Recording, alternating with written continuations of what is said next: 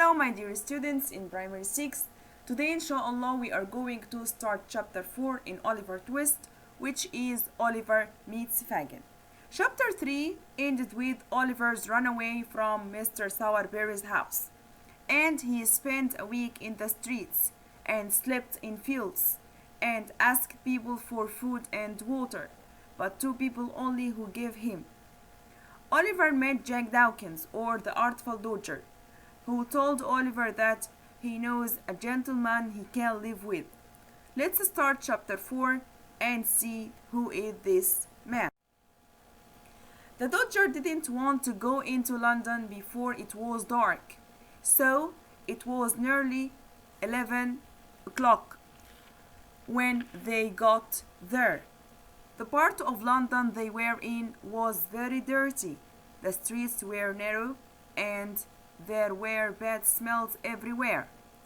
Children were in the streets, even though it was late. The pubs were full of people, fighting and screaming. The Dodger pushed open a door and pulled Oliver into a house. They went up some dark stairs and into a room whose walls were black with dirt. An ugly old man with red hair was standing by the fire, cooking.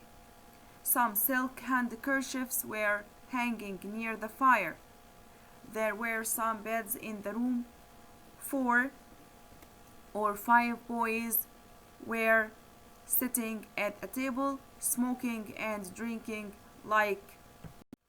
Here Oliver and Jack Dawkins arrived London at 11 o'clock. They entered the house and got into a room, and in this room there was an ugly man with red coat stands by the fire cooking. This ugly man with red coat was Fagin. There were some other handkerchiefs are hanging on the wall, and some beds in the room. And there were 4 or 5 boys were sitting at a table, smoking and drinking like men.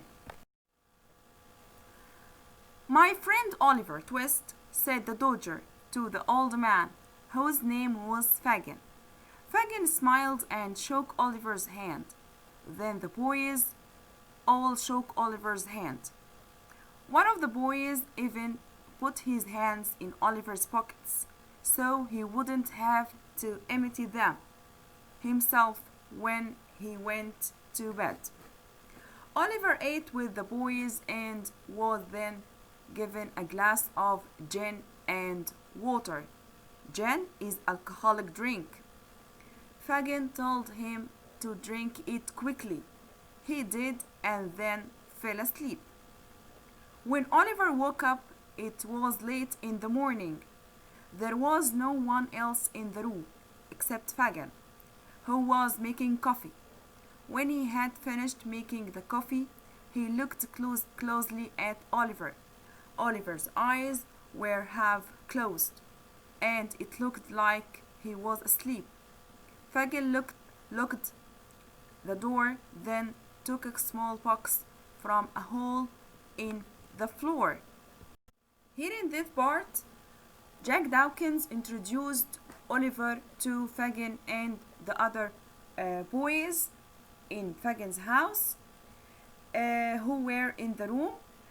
Oliver ate and drank a glass of water and a glass of gin. Gin is alcoholic drink. And after that, Oliver fell asleep. In the morning, no one was in the room. The boys got out. Fagin wanted to make sure that Oliver was asleep, and he didn't want Oliver to see him when he getting out a small box from a hole in the floor. He opened the box and took a gold watch covered in jewels from it. "What fine men they were," said Fagin to himself. They never told anyone where the jewels were. From the box, Fagin took six more watches, rings, and bracelets, and other jewelry. He was enjoying looking at them. He put them back into the box. What a good thing, he said.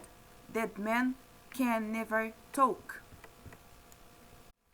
When Fagin saw himself alone in the room and Oliver was asleep, he opened a box and took 6 watches, which is 6 watches, rings, and bracelet. Bracelet is a band you wear around your wrist, and he was enjoying looking at his jewelry. He looked up and saw Oliver watching him. He picked up a knife from the table. What have you seen? Tell me quick, he said. Oliver was very frightened. I couldn't sleep any longer, sir, he said.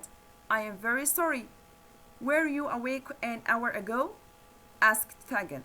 I swear I wasn't, said Oliver. Fagin put down the knife and became a kind old man again. Did you see any of the pretty things? He asked. Yes, sir, said Oliver.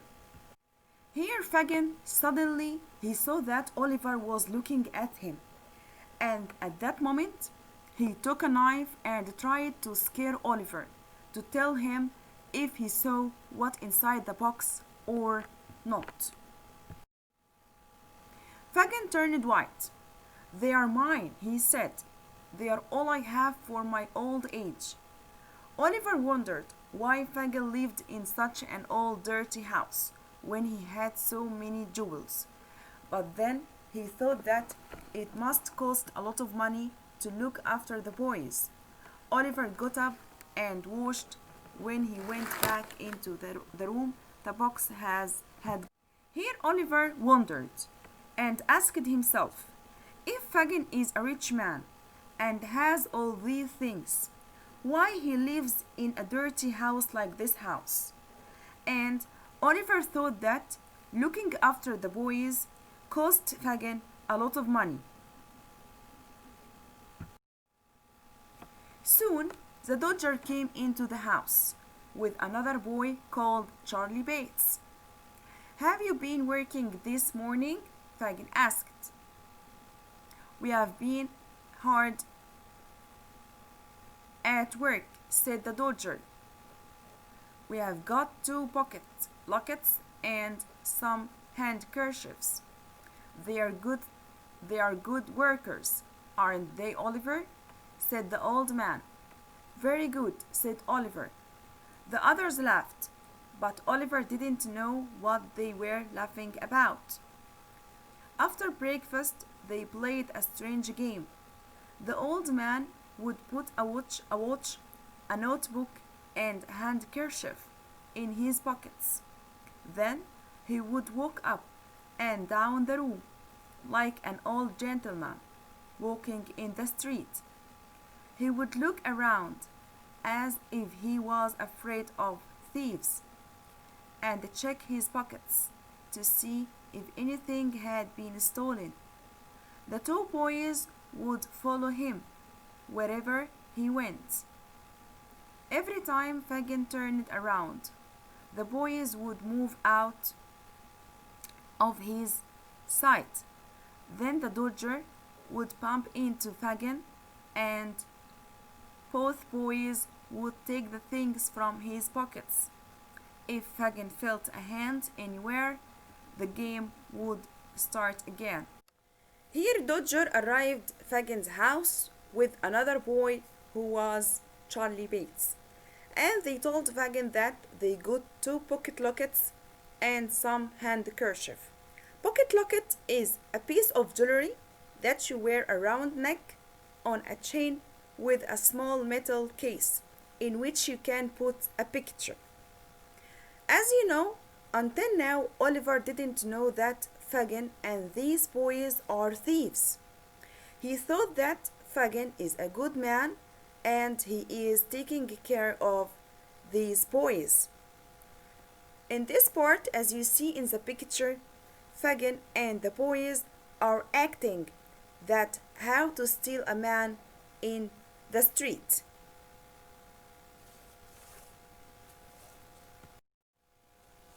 Later, the boys went out to do more work. When they had gone, Fagin looked at Oliver. Try to be like the Dodger, he said. He'll be a great man, and you will be too, if you copy him. Fagin asked Oliver to try to take a handkerchief out of his pocket, without him feeling it. Has it gone? He asked. Oliver showed him the handkerchief. You are a clever boy, said Fagin. You will be the greatest man in London. But Oliver didn't know why playing at stealing an old man's handkerchief would make him a great man.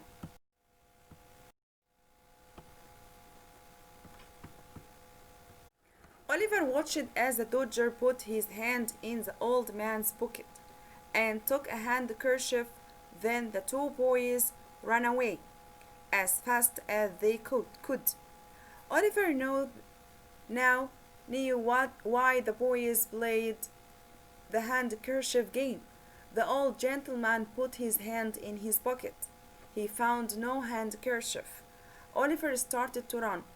The man turned around and saw Oliver running away. He thought Oliver had stolen his handkerchief. He cried, "Stop thief!" and ran after Oliver. Many people joined in the chase, and soon a big crowd was running after Oliver. They caught him, and he fell down. A policeman arrived and took hold of Oliver. "Come on, get up," he said. "It wasn't me, sir," said Oliver. "It was two other boys, but the Dodger and Charlie Bates had gone." Here in this part, Oliver for the first time got out to work with Charlie Bates and Jack Dawkins. And when Dodger saw an old man is standing out, or an old gentleman is standing outside the bookshop, he decided to steal him, this old man.